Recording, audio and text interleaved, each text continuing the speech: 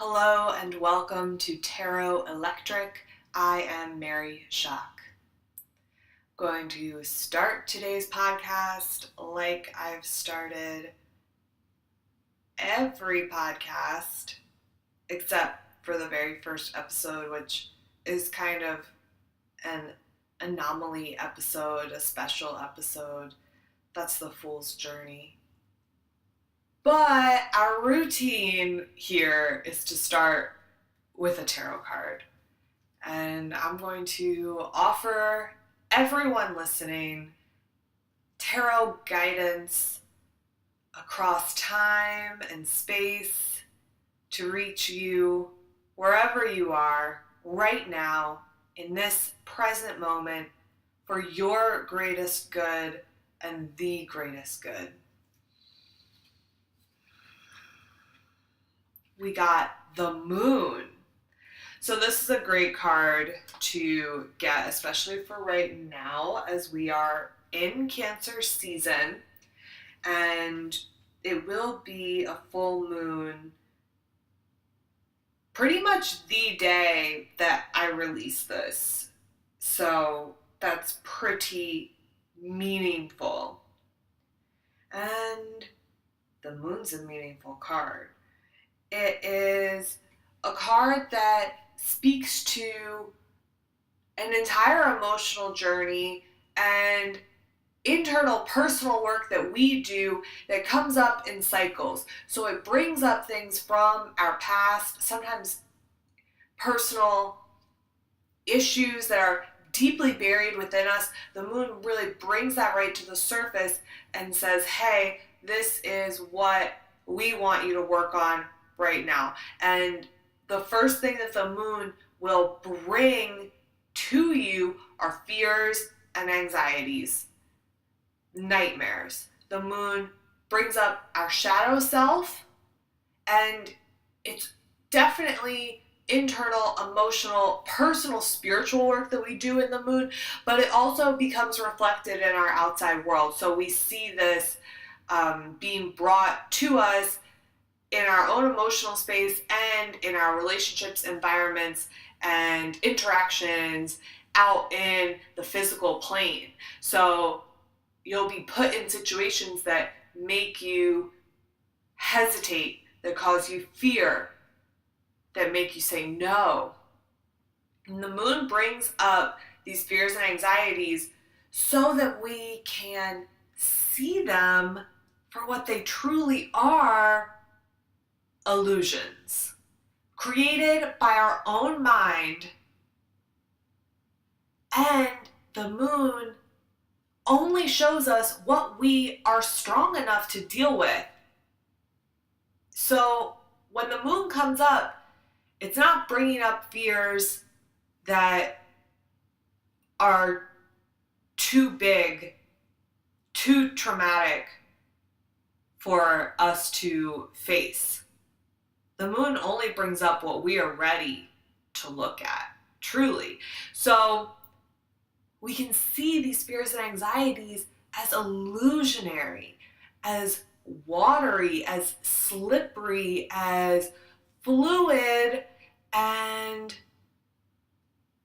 not based in reality.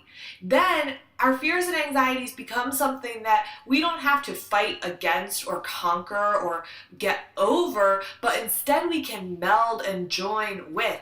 Then we can join with our shadow self to be a more whole expression of our own personal truth. When we give light, attention, awareness, and love to our fears and anxieties, our shadow self, everything that we repress, and say, hey, I'm not afraid of my own shadow. I'm not afraid of what in the past I had to repress. Now I had to repress. Now I can become one with my shadow. And this creates a more whole being. Then we move forward in the journey of the Moon Without these blocks of fear and anxiety, the moon lights up our greatest dreams. And we can dream even bigger than we ever could have in the past.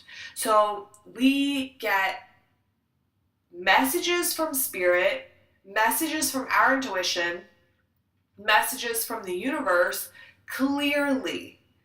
Our dreams speak to us, our spiritual guides and guardians speak to us, our ancestors speak to us. We can talk with this other world in the moon, and we can get really creative. We can dream bigger. We can envision our path as even greater than we ever could have before. So the moon is a challenge. It's not easy. It's super emotional. It can be confusing. It can cause this veil, this cloud of confusion, and it can put us in a place where we don't know what's real and what's a dream.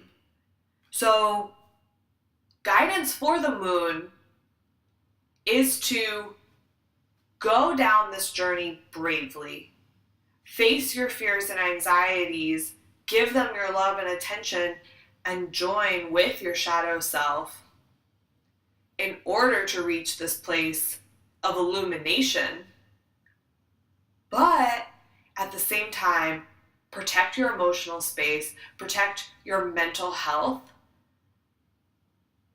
ground yourself, and if you feel like the moon's energy is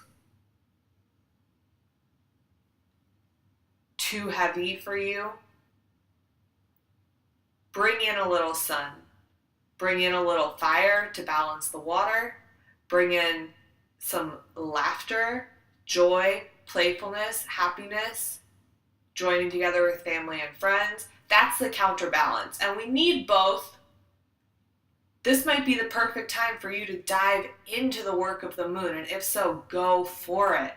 But if you're hearing all of this and it resonates with you and you're saying, and it's too much, and it's too heavy, and I feel like I'm drowning in it, that's a sign to counteract with some solar energy. So the full moon is July 9th. I'm recording this on the 8th. So that's actually tomorrow is the full moon.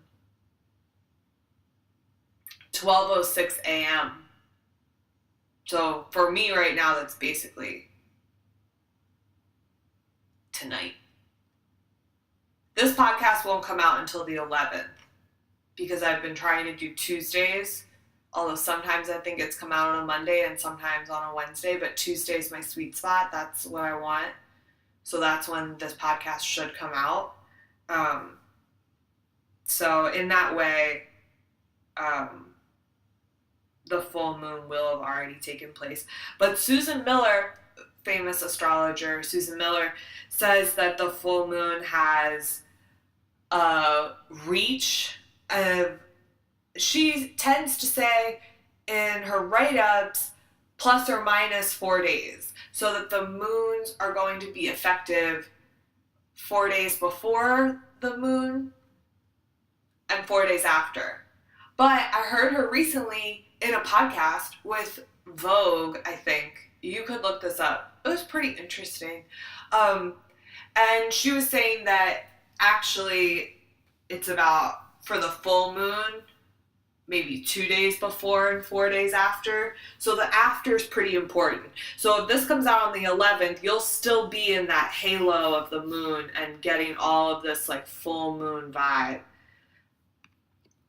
This full moon in July is known as the full buck moon because this is the time of year when buck's antlers are in full growth mode.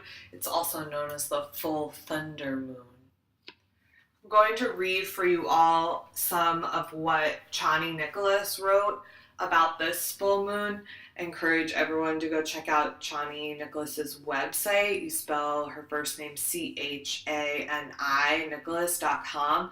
And I really appreciate her astrology writings because they're super radical and have this voice that speaks to social justice, and looking at how the stars and astrology speaks to our community and the world as a whole. And then there's also practical advice. But Chani says, the full moon in Capricorn dominates the next 2 weeks.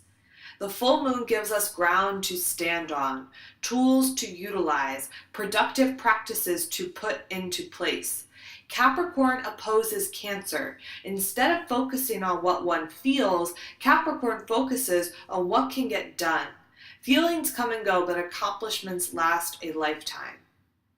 This full moon is conjunct Pluto. Within a degree of the underworld deity, its light illuminates the ways in which we are transforming the structures of our world. The systems we live within are in need of a deep overhaul, but overhauls take time. Overhauls take effort. Overhauls take the work of one generation after another. When Pluto is in the astrological mix, it exposes the hell realms that we must acknowledge if we are to make any real and lasting change. We know that the structures of this world are not built to protect the most vulnerable among us. They are not built to distribute resources equally. They were not built to give everyone the same access to necessities. We can't condemn those of us that don't have a way to what we need, but we can condemn the systems that keep us from them. To read the full horoscope, you can go to Chani's website, but I thought that was really moving and powerful and interesting. Gives me good and hopeful vibes for this full moon, to be honest. Full moons generally can be an intense emotional time for me, and sometimes they're not a period in which I want to socialize, and it can be challenging for me to communicate during a full moon. But this full moon is in Capricorn. So Capricorn has this grounded energy, and I'm ready to do the work. That would be Capricorn's vibe in the moon, would just be, okay, the moon is about this emotional work, personal, spiritual work that we're doing. Capricorn says, okay, I'm going to do it 100%, and I'm going to work, because that's Capricorn's vibe. So I'm hoping that everyone feels good in this full moon and not too overwhelmed, and all of the shadow, the hell realms, as Chani put it, that Pluto puts us in touch with, that's the shadow of self. Everything that the moon pulls up from our depths, that's where Pluto lives. So I just thought that was really touching.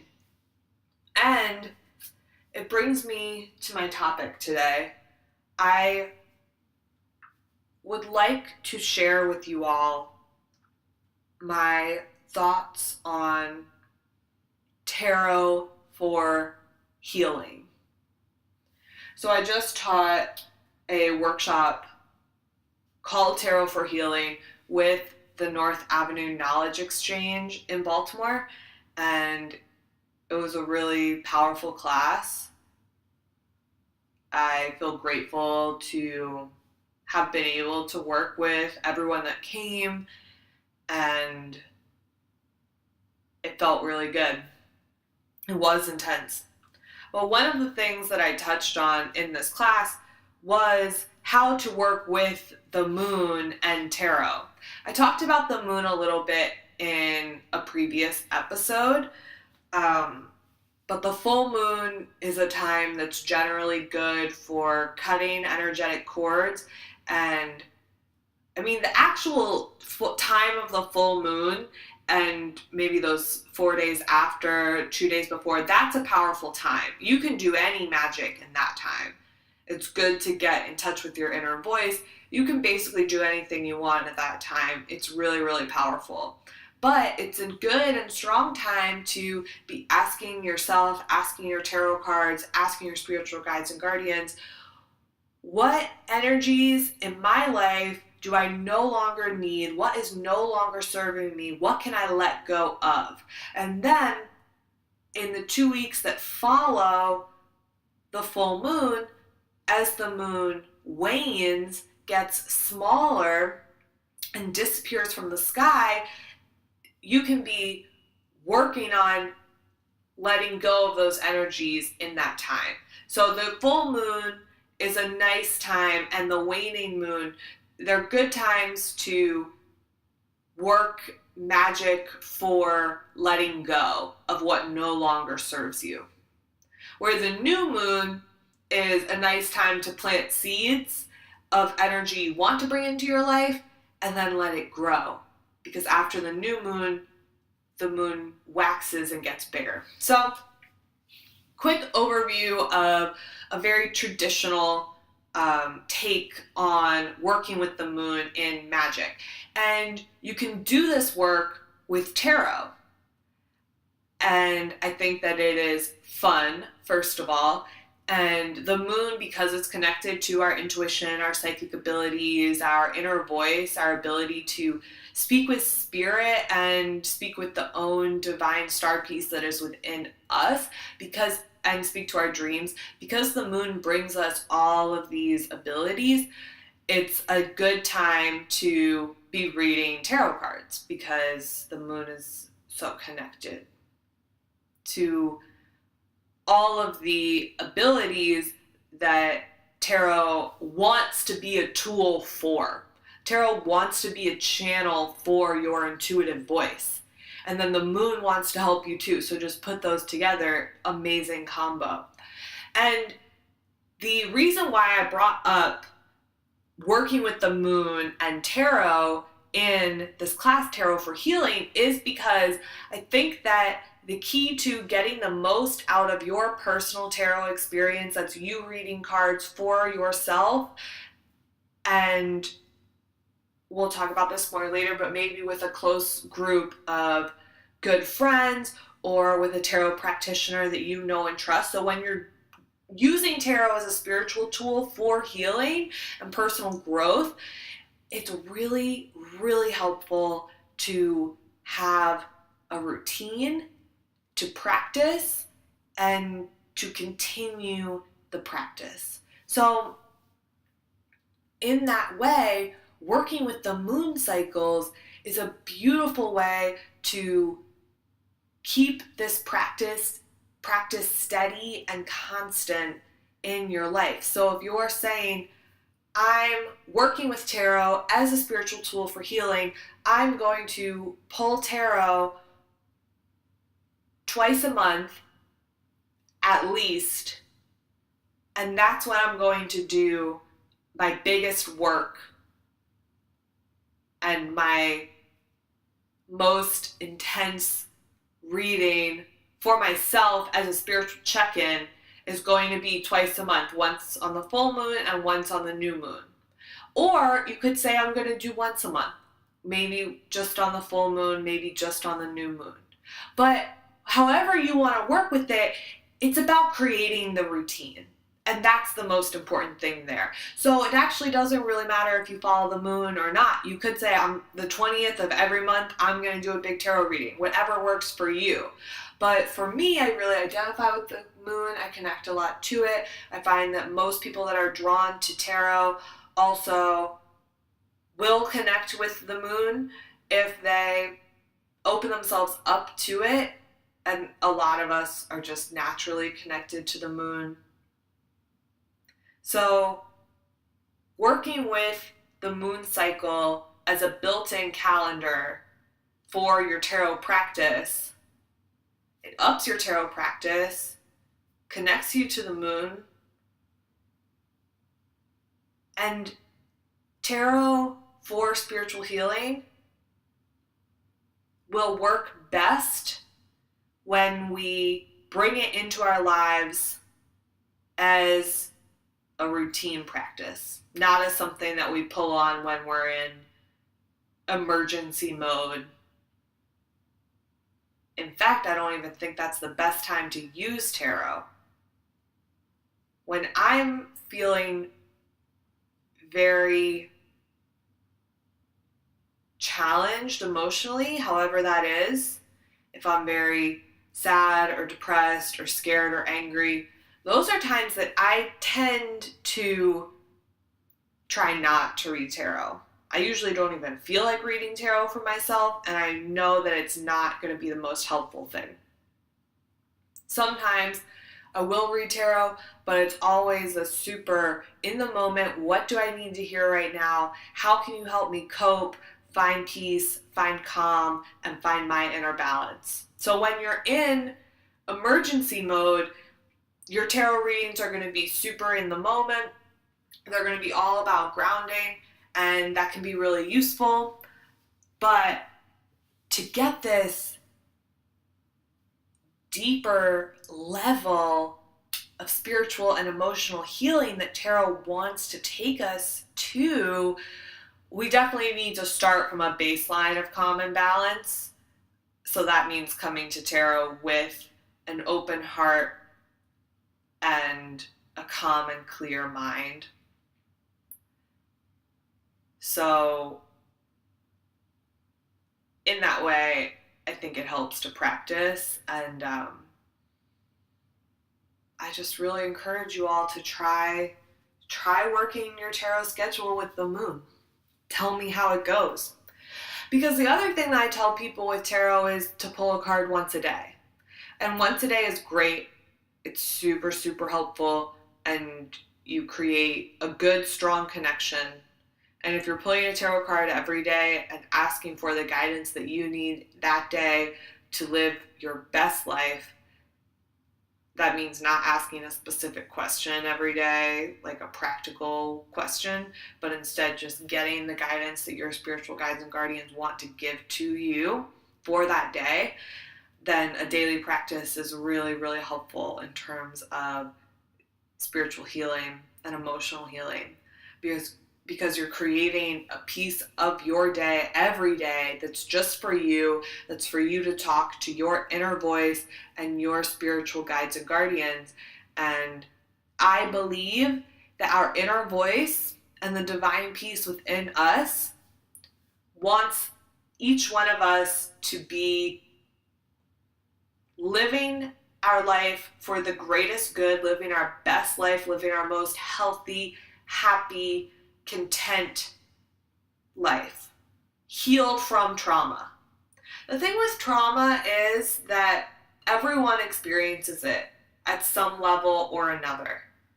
And I'm definitely here to witness and hold space and understand that some trauma is more traumatic than other experiences, right? Like there are definitely levels to it, but everyone experiences trauma. You cannot be a human being on this earth and not experience some level of personal trauma. So in that way, we all have this healing to do, and it's really our job to do it. And we're really not serving ourselves if we're not working towards personal healing, and we can't serve anyone else around us. So we have to start with ourselves. I think that our inner voice, our spiritual guides and guardians want us to heal. They want to help us heal, and they want to see us live our best life. So by creating conversation with your inner voice, that's the first step to healing, because your inner voice is going to tell you what you need to heal. And if we're not listening, if we're not starting the conversation, then we're never going to get those messages. And tarot can be a tool to start that conversation. One tool of many. So this is not the only tool for healing. It's not even the best one. I don't think there is an overall best one. I think it depends on the individual and the time. And honestly, the more tools, the better. The magician would agree with that. If you have a variety of tools to help you cope with trauma, then you can use whichever one feels good in that moment. And I'm obviously not saying that tarot is therapy or that tarot is your doctor, right? So just side note, like when doing spiritual work with tarot or with any wellness practice, it's not a substitute for other forms of healing.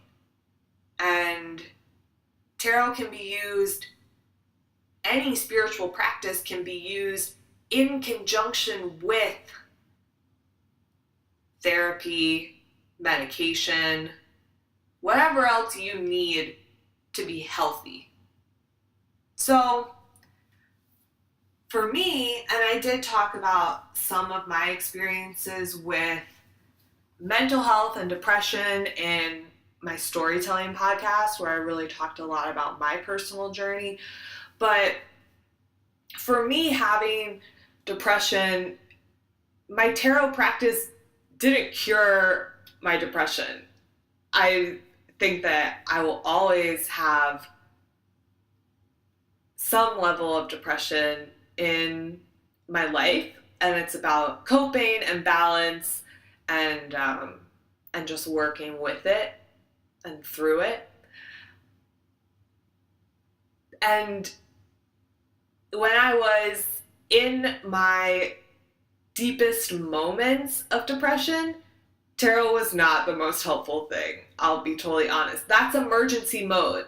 Tarot was not, I didn't even want to pull the cards. If you don't want to get out of bed or leave your room, I mean, maybe you want to pull some tarot cards and it could be helpful, but I have definitely been in places where I didn't even want to shuffle a deck. When I didn't want, in my deepest places, I personally didn't want to listen to my inner voice.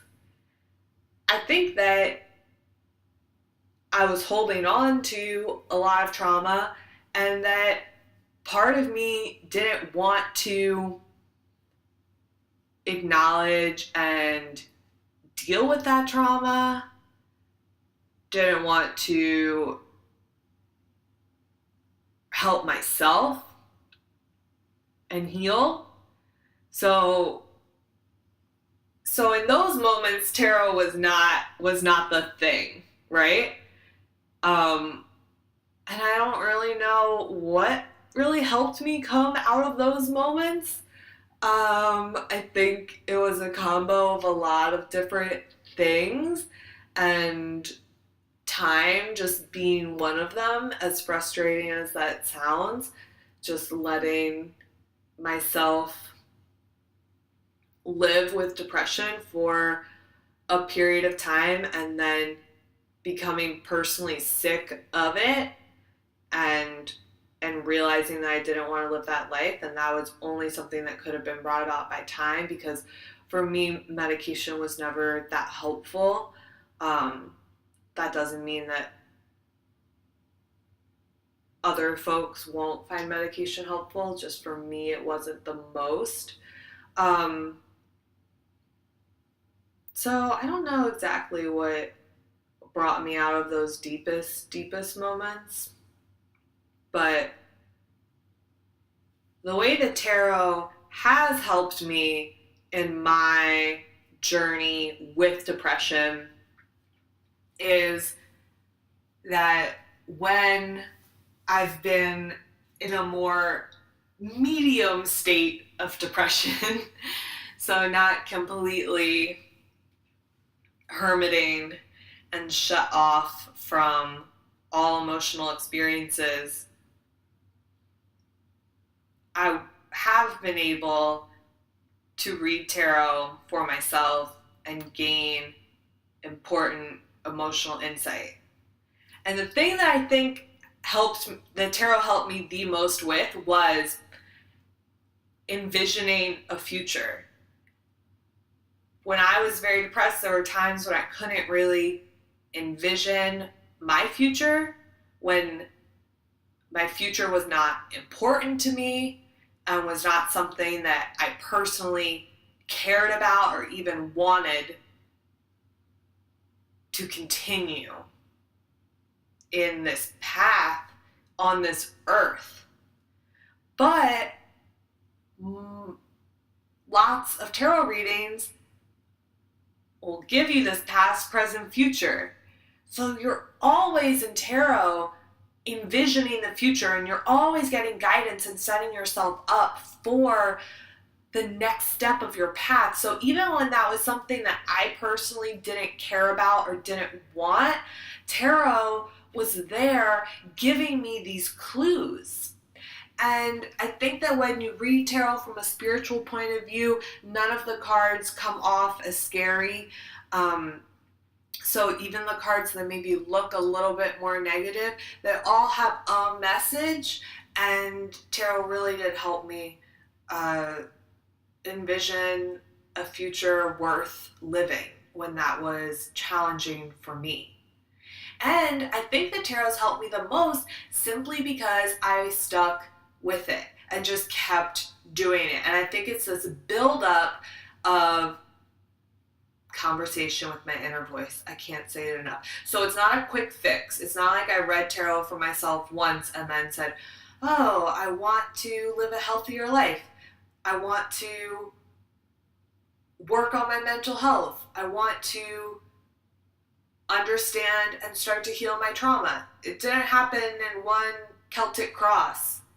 But the buildup of reading for myself, getting that information again and again in multiple different ways over years has led to where I am now with my mental health, which is worlds better than I've ever been in the past. Accepting, working on healing trauma. I feel like I've uncovered a lot and done a lot of good personal work. I tend to have really good days, less bad days, and more personal self-awareness. And I'm really excited about my future, and I think about it all the time. But I also try to live in the present. So I definitely think that that practice and keeping tarot in your life, keeping that conversation with your inner voice, to me, that's the key to healing with tarot. Practice keeping it in your life. So whether you do that daily, sometimes daily becomes too much, so it's okay if you don't read tarot every day. Sometimes it feels really good.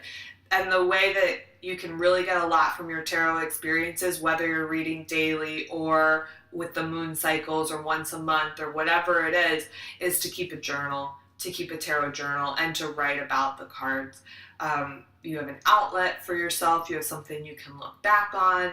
It's really helpful. The other thing that I remembered that I think is pretty much key to my healing through depression and with depression has honestly been dietary. I really think that. So maybe that's a whole other podcast. That's actually a dream podcast I want to do, is to talk about gut health and how it affects your mood. Because I really believe that I had been consistently putting garbage in my body for my whole life, and that it negatively affected my physical health and my mental health. And I think that, along with experiences of trauma and loss, all contributed to my depression. But I think that the healing really started at a gut level and with changing the food that I ate. And that's still a struggle to balance eating healthy food less sugar, and and eating in a way that is healthful for me. So that's a whole other thing. Um, but tarot, it wants to be there for you. So that's kind of what I shared with the class. That's a long form version of it. And I did want to get really personal, and I hope that it's helpful. I hope that it's practical. I hope that it makes sense. Now, the other thing that we talked about in Tarot for Healing is when we can use tarot as a tool to heal with our community. So this takes it to the next level, but I think that it's really important. First of all, it just helps to have a friend or a group of friends that are also reading tarot when you're starting to learn. It very much helps you learn, and it encourages you to keep up your relationship with tarot. So it's just helpful and fun to read tarot with friends.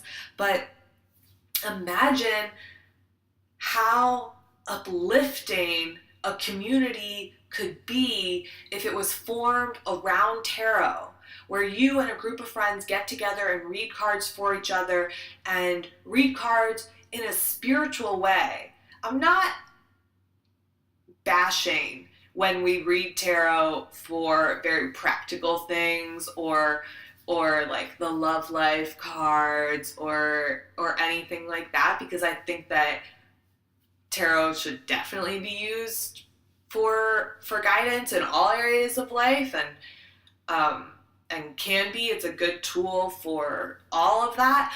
But when we really ask these questions that speak to our highest selves, and we ask how to heal and how to live our best lives, when we're doing that with a group of people, imagine how beautiful, uplifting, and encouraging that community would be. Because you're starting and forming a community that's encouraging healing for others, holding space for them, helping them to understand how to heal, and you're holding them accountable. That's helpful for me, to have other people holding me accountable and saying, hey, we've talked about this before. We know you're working on this and this and this emotional issue. We know you're working on this and this and this personal pattern. Why are you repeating it? Or how is that going? Or an outside perspective to say, I see this thing that's happening here in your work life is also happening here in your personal relationships. Do you notice the connection? So having a community that is committed to the personal healing of each individual is a beautiful thing. Then that community can also look towards the healing of the group as the whole, right? I think the most important thing with tarot is to read for the highest good. And as long as you call that out to the universe when you are reading, that you're reading tarot for your highest good, the highest good of the person you're reading for, and the highest good of the whole universe, you really can't go wrong. And that's when you're going to get good, pure, helpful, beautiful guidance from your spiritual guides and guardians when we call it out for the highest good. So I really encourage you to find one friend or a group of friends that you can meet with every once in a while. Maybe you meet for the moons. This is really fun. Have full moon parties with your friends where you get together, read tarot, talk about your healing and what you're working on, your dreams and your fears. Share that as a group, hold space for each other and lift each other up. beautiful. Try to find this community for yourself. And if there aren't people that are already meeting in this way that you can say, hey, can I join? Start it yourself. And it doesn't have to necessarily be in person. You can be reaching out to folks online, on Tumblr, on Facebook, on Instagram. There are tarot communities all over the internet. So don't let time and space be something that stops you from making tarot friends and creating tarot community. So try reading for and with your friends, because you're going to help them, they're going to help you, and when we're all living our best lives, we really raise the whole vibrations of the universe. So by working on yourself, you're actually serving the whole world. Now, in Tarot for Healing, we created a unique tarot spread. This was really powerful. We started by talking about what areas of our lives and areas of the community need personal healing and what tarot could give guidance on. The thing with tarot is that you really have to ask the right question. Tarot does not like yes or no questions. Tarot likes an open-ended question that is more, what would happen if, or how could I bring in this energy, rather than should I do this or will this happen? So part of the work was just forming these questions. This is also something that you can do for your friends when you're reading with them.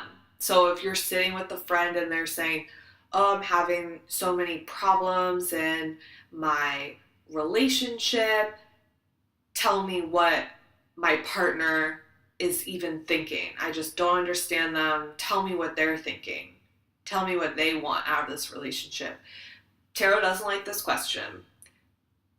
I like to read just for the person sitting in front of me, not for someone who's not in the room, who's not consenting to a reading. So this is the perfect opportunity to look at your friend and say, okay, I can definitely help you with that, but let's reframe this question into something that tarot really wants to help you with. So instead of what is your partner thinking, how about we read tarot asking for guidance for you in this relationship, and you can be talking to your friend and saying, what do you want in this relationship? Do you want peace? Do you want a renewal of the love? Do you want a change? What do you want in this relationship? And this way you're already getting to some of the healing before you even pull a card. So just by helping your friend reframe this question, you can be helping them reframe the way that they search and think about their lives. This is really powerful. So we had to do this first with Tarot for Healing. We had to say, what can tarot help us with in healing for ourselves and for the community? Then once we came up with 3 areas that we really thought we could focus the energy and the questioning in. I put the whole tarot spread and my explanation of it on my blog, which you can find at maryshock.com. It's a Tumblr blog, so you can find it on Tumblr, Tarot Electric. And you can also find it on my Facebook group, Be More Tarot Club. That's BMORE Tarot Club. So you can see the picture of the spread in action, and you can get each individual card. But I'm just going to share with you the 3 areas that we pulled cards in. And that was personal. So that's guidance for you as an individual and your personal healing. And then we had 3 cards in that category. Then we pulled cards for community, insight for your community, your family, friends, and all the folks you interact with in your life. If you're reading this spread with a group, because this spread is perfect to read with multiple people, and you can all be pulling cards from one deck, or maybe you're all pulling a card from a different deck, which is what we did in the workshop. So the community is like the circle that you're reading cards with, and it's also the circle of folks that you meet and interact with. And then a little bit larger, it's your city, but it's the people, you know? It's the people and it's your people. And then the last category of healing that we focused on was systemic. That's illuminating how healing can be achieved within larger systems and how these systems perpetuate trauma. So we looked at the personal, we looked at the community, and then we looked at the systemic. That's the systems, the government, the laws, the institutions. And the cards that we pulled were so meaningful, and they were radical. And these cards really encouraged us to fight injustice and get mad about it. And they definitely called for and offered guidance for total transformation and change. Tarot wants to illuminate healing on all of these levels. And we can only start by really working on our personal self, but by working on our personal self, we will ripple out and affect our whole community. And once the community is vibrating on this level, the systems eventually, like Chani said, over generations, overhaul takes time. But once the community is vibrating on this level, the systems will have to be shaken and then come into alignment with the community's vibration. And that's my personal belief. So I just want to thank all the people that came to Tarot for Healing. It was really, really meaningful. It was super magical too. The spread ends up, it has 9 cards in the whole spread. And there were actually 9 people who came for the workshop, and then I was the 10th person. So I held space, and everyone that was there pulled a card. So everyone got to pull one card for the layout that we did at the end of this class. So that was really very magical. But please go and check out the tarot spread that we made, Tarot for Healing, and try it by yourself, try it with your friends and community, share it with your community.